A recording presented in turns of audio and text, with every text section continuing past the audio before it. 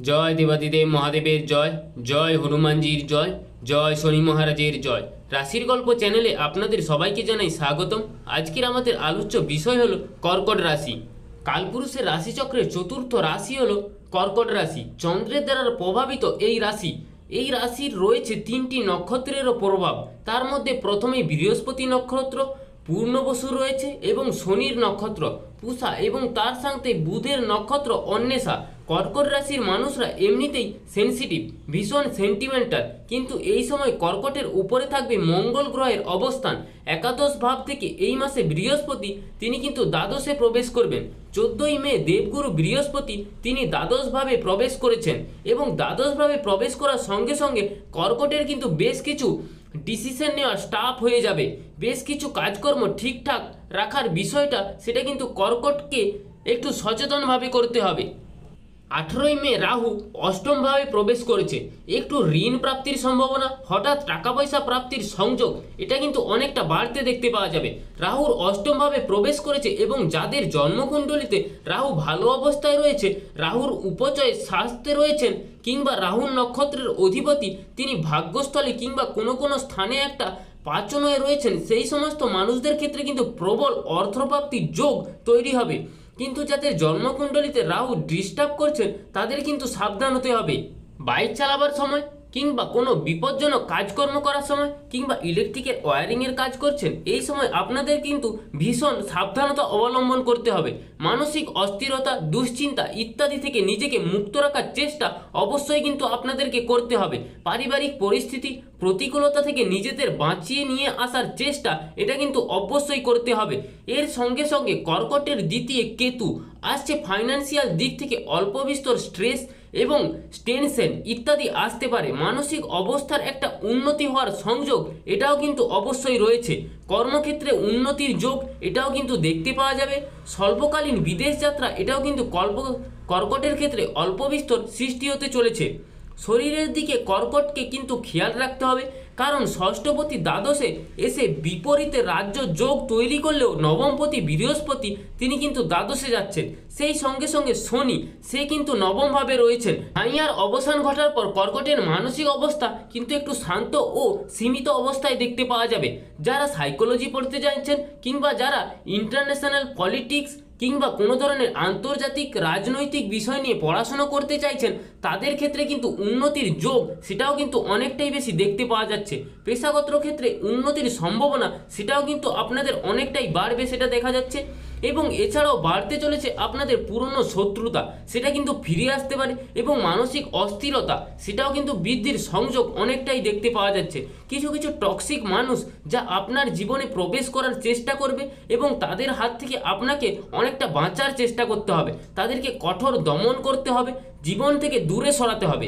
খেয়াল রাখতে হবে আপনার বেঁচে থাকা, আপনার অস্তিত্ব সেটা কিন্তু বেশ জরুরি। যে কোনো সম্পর্ক, যে কোনো বিষয় থেকে তার ক্ষেত্রে নিজেকে ভালো রাখার জন্য কিছুটা হলেও কর্কটকে স্বাস্থ্য চিন্তা বাড়াতে হবে। বাক্যের কারণে কিছু সম্পর্কে জটিলতা সৃষ্টি হতে পারে। যে কথাগুলি বলা উচিত নয় হঠাৎ করে মুখ থেকে সেই কথাগুলি বলে দিতে পারেন বা সেই কথাগুলি বলার কারণে কিছু সমস্যার সৃষ্টি হতে পারে। কন্যা সন্তানের স্বাস্থ্য নিয়ে দুশ্চিন্তার সম্ভাবনা কিন্তু কর্কটের ক্ষেত্রে দেখতে পাওয়া যাবে।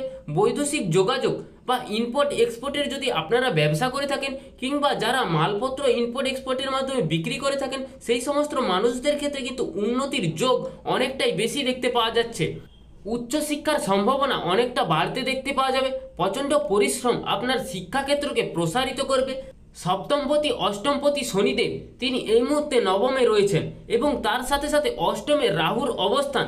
যারা ভাবছেন এডুকেশন লোন নিয়ে পড়তে যাবেন বাইরে, তাদের ক্ষেত্রে কিন্তু নতুন সুযোগ আসতে দেখতে পাওয়া যাবে। তারা কিন্তু খুব সহজেই নিজের শিক্ষাক্ষেত্রকে আরেকটু বেটার, আরেকটু উন্নতর গড়ে তুলতে পারবেন।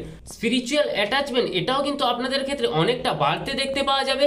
আপনি যদি কোনো কিছু জ্যোতিষ শিখতে চান তাহলে সেই ক্ষেত্রে কিন্তু আপনার আগ্রহ বা উন্নতি অনেকটাই বেশি দেখতে পাওয়া যাচ্ছে। কর্কট রাশি বা লগ্নের মানুষদের সপ্তমপতি শনি নবমে ভাগ্যস্থানে অবস্থান করে রয়েছে, ফলে সাপোর্ট একটু দরকার। তাহলেই ব্যবসা ক্ষেত্রে উন্নতি বাড়তে দেখতে পাওয়া যাবে। ব্যবসায়িক ক্ষেত্রে উন্নতি এটা কিন্তু অনেকটাই দেখতে পাওয়া যাচ্ছে। এই উন্নতির মাধ্যমে আপনার স্থিতিশীলতা, মানসিক শান্তি ইত্যাদি অনেকটাই বাড়তে দেখতে পাওয়া যাবে। তার সঙ্গে সঙ্গে শনিদেব যেহেতু অবস্থান করে রয়েছে নবমে, তাই পরিশ্রমের মাধ্যমে ভাগ্যের উন্নতি করার একটা প্রচেষ্টা এটা কিন্তু আপনাকে করতে হবে। কখনো কখনো এই পরিশ্রম কিন্তু অতিরিক্ত হয়ে পড়তে পারে। নান্দনিক বিষয়ের প্রতি আগ্রহ বৃদ্ধির সম্ভাবনা এটাও কিন্তু দেখতে পাওয়া যাচ্ছে এবং সেক্ষেত্রে স্থিতিশীলতা সেটাও কিন্তু বাড়তে চলেছে। বিনোদনের সঙ্গে যারা যুক্ত আছেন বা যারা সোশ্যাল মিডিয়ার সাথে যুক্ত আছেন, সেটা ইউটিউব হতে পারে, ফেসবুক হতে পারে ইত্যাদির মাধ্যমে যদি আপনি উপার্জন করার চেষ্টা করেন, সেখানেও কিন্তু আপনার ক্ষেত্রে অনেকটাই উন্নতি দেখতে পাওয়া যাচ্ছে। পরিস্থিতি যে বিরাট ভালো তা কিন্তু নয়, কিন্তু আপনাদের প্রত্যেকটি বিষয়ের মধ্যে যে একটা পজিটিভিটি আছে সেটাকে আপনাদের খুঁজে বের করতে হবে। সবসময় নিজেকে সেলফ মোটিভেশনের মধ্যে রাখতে হবে এবং মোটিভেশনের সাথে সাথে প্র্যাকটিস করুন। পারিবারিক ক্ষেত্রে মানুষজনদের সঙ্গে সম্পর্ক বৃদ্ধির তুলনায় নিজেকে ভালো রাখার চেষ্টা এটা কিন্তু কর্কট সবসময় আরেকটু বেশি করে থাকেন এবং নিজের মধ্যে আত্মবিশ্বাস যেন কখনোই বিন্দুমাত্র না কমে সেটারও কিন্তু কর্কট চেষ্টা করে থাকে। নতুন চাকরি প্রাপ্তির সম্ভাবনা এটাও কিন্তু রয়েছে। তার সাথে সাথে কর্মক্ষেত্রে স্টেবিলিটি বাড়ার একটা সুযোগ সেটাও কিন্তু দেখা যাচ্ছে।